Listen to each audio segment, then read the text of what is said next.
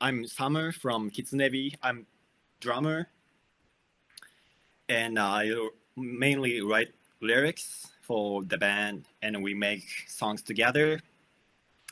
And we are three-piece heavy metal band from Osaka, Japan, and we formed in 2023 last year.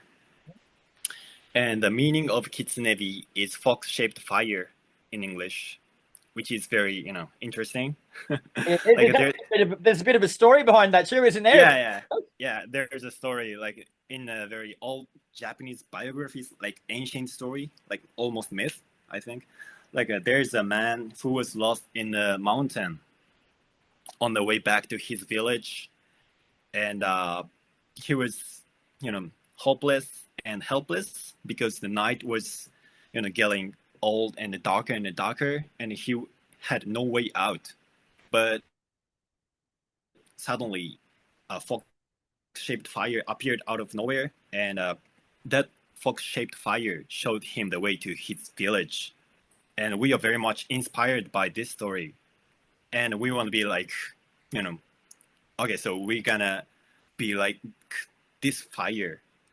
We want to, how to say, like, show the way to those who are suffering from everyday's life, like pain and going through negative feelings.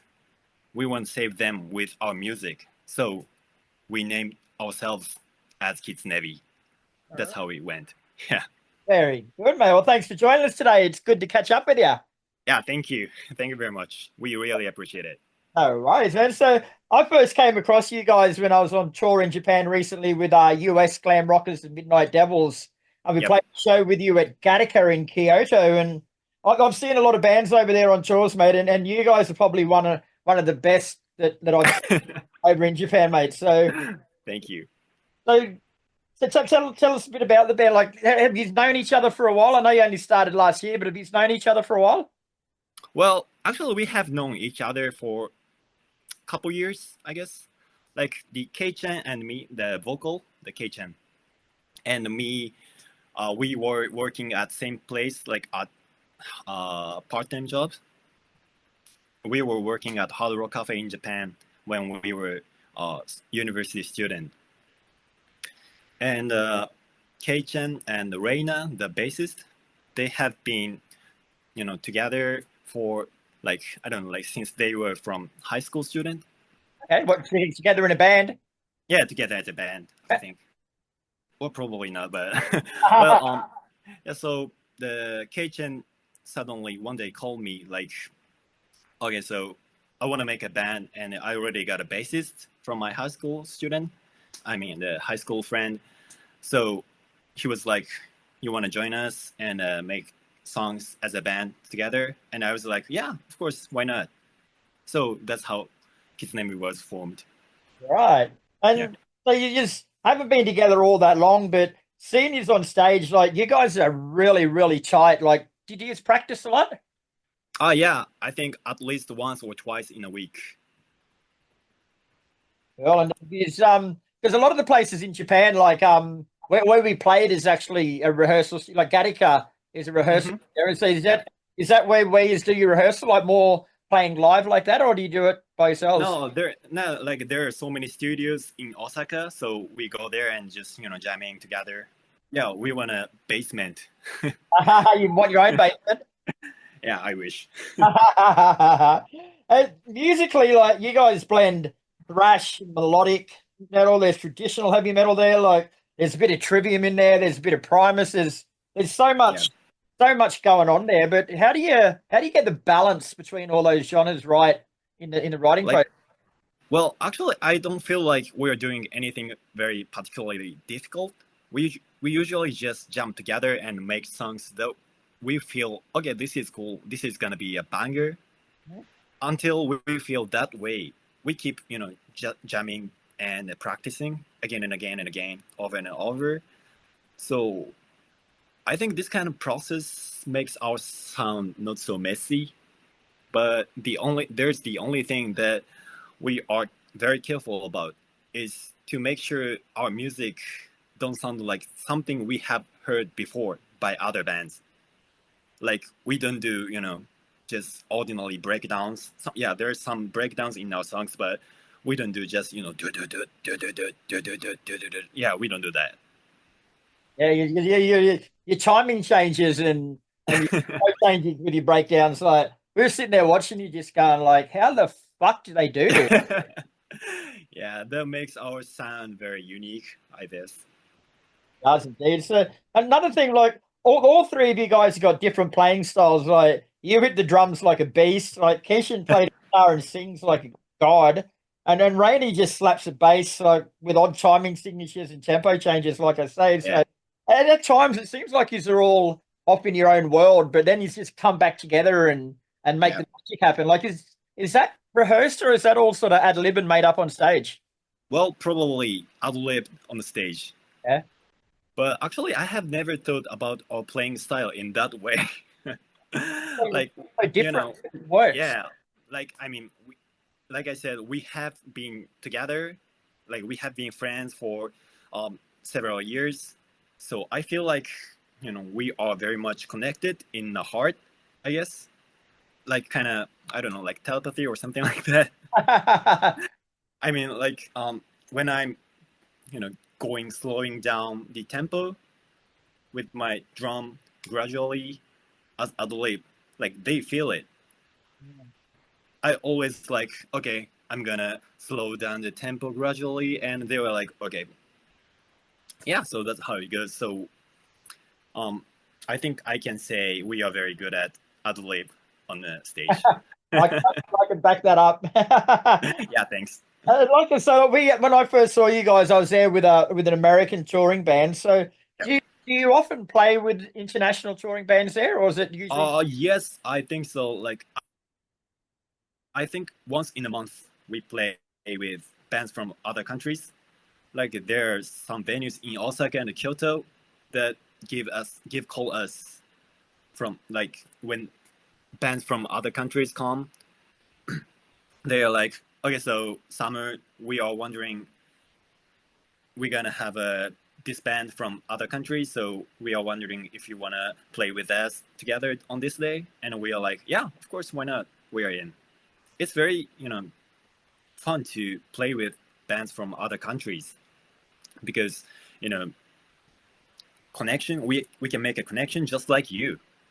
And it's good And to yeah, different playing styles from bands all around the world. Like it'd be like you'd be learning off them, they'd be learning off you as well. Like yeah, the whole cultural change. that's what I was gonna say. Like, we can have very good influence to each other. And so far, we have played bands from States, USA, I mean, and Australia, of course, and Germany, Italy, and Singapore and Chile, I guess. Yeah. Yeah, it's very fun, really. And then with the Midnight Devils, one of the best ones you played with. Yeah, of course. They're awesome. Like the show. Yeah. Yeah, the very first time I saw them play, like when they came to Australia, they played to about 10 people and they put on the same show. And next time they played to 400 and it was the same show. Like it's got to do that as a band. Yeah, great. And another thing, because I've been to Japan about 6 times now with different bands, and I've seen a lot of bands, Japanese bands playing, but every time you go there, like every single band is just nailing it. Like I've got to have a really rich music culture over there because I honestly have not seen a band there that I've gone, oh, yeah, they're average. Like everyone just seems to be on point. Really? Well, yeah, right. I think, yeah, like needless to say, like Tokyo is one of the big and best city that has richest music culture in Japan. And so is Osaka, where we mainly play at. And I'm not really sure, but metal scene is still kind of underground, but we have still lots of opportunities to play with many amazing bands.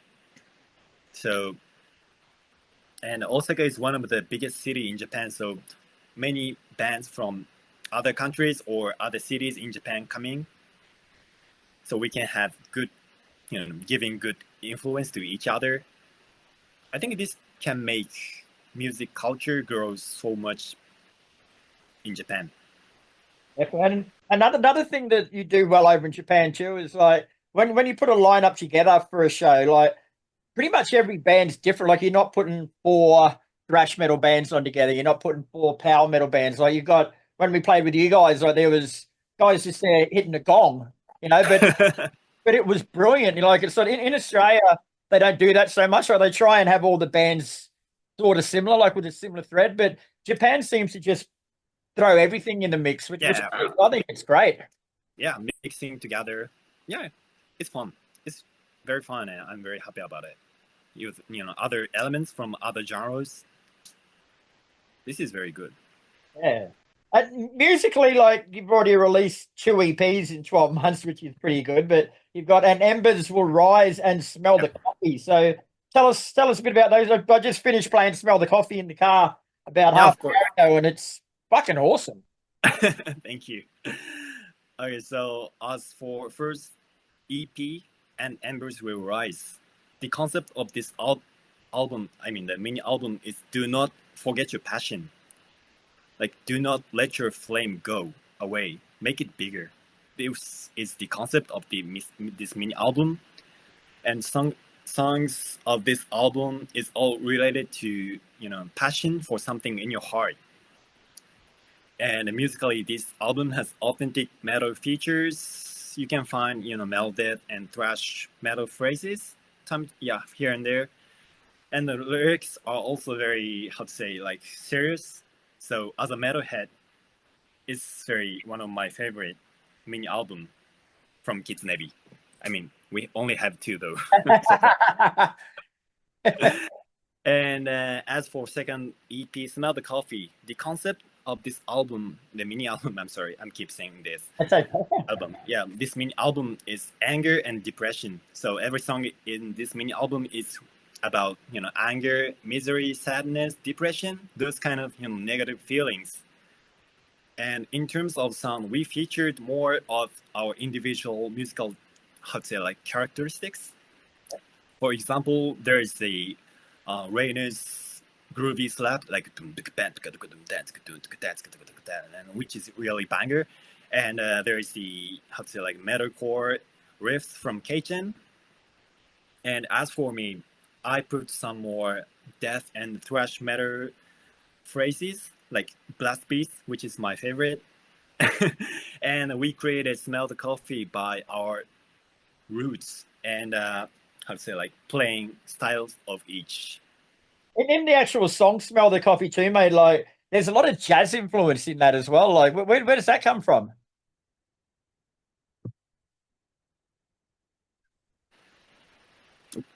Oh, did you get that question? we want to, yeah, but it's fine. But we want to do like something very special and unique that other bands do not do. Like,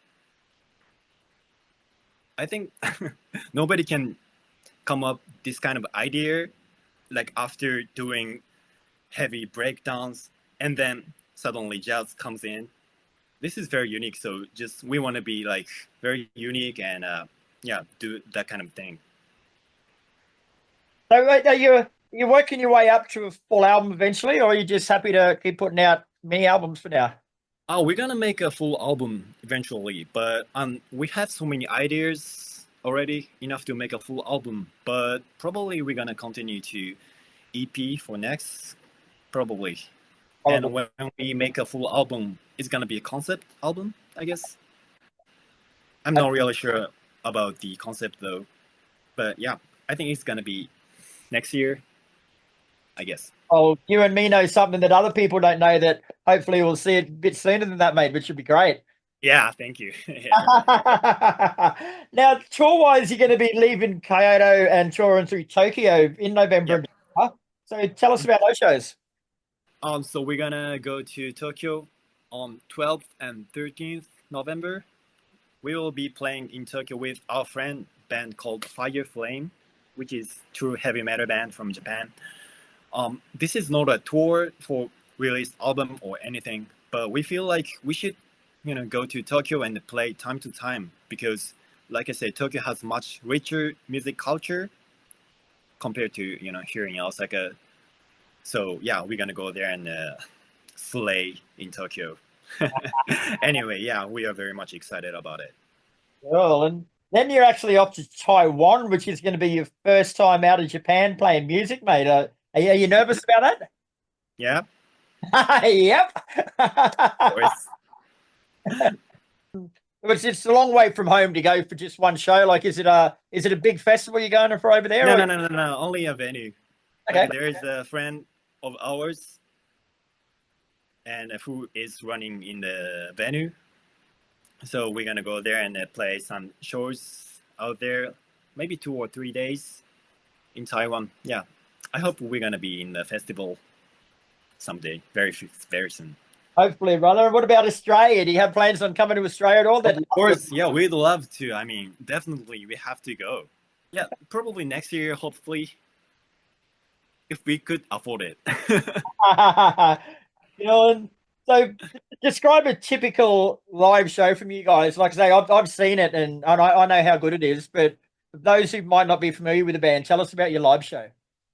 um, I'm not really sure about our typical show, but I would say it's madness, like chaos.